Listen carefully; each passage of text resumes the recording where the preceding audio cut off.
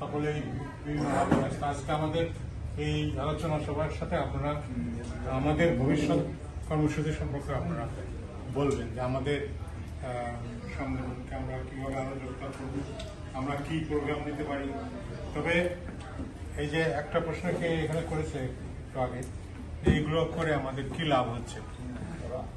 এখানে লাভটা হচ্ছে এইটাই যে আমরা একটা আন্দোলনকে আমরা জীবিত রাখতেছি, এটা একটা লাভ, যে এটা একটা প্রতিবাদ, এটা বজায় আছে এই স্বৈরাচারী গভর্নমেন্টের বিরুদ্ধে, যারা স্বাধীনতার বিরুদ্ধে,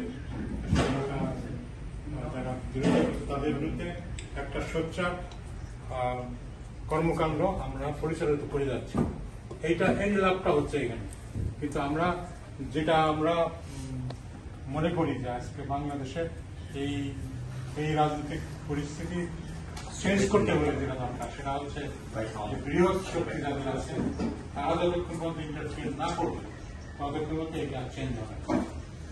সেইখানে আমরা কতটুকু আমরা যেতে পারছি বা পারছি না, সেই বিষয়গুলো আমি মনে করি যে আমাদের আলোচনায় আসা উচিত। এবং তার জন্য আমাদের কি করণীয়, আমরা আপনারা তো দেখেছেন আমরা ওয়াশিংটন গিয়েছি। ওয়াশিংটনে হোয়াইট হাউসের সামনে আমরা প্রতিবাদ করেছি।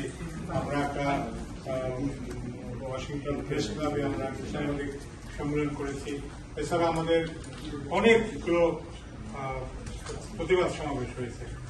আমরা কিন্তু এইটার মধ্যেই আছি। আমাদের ওই লেভেলে যাওয়ার জন্য আমাদের যা যা করা দরকার সেটা আমরা করতে পারছি না। এখানে আমাদের রসদের প্রবলেম আছে। এখানে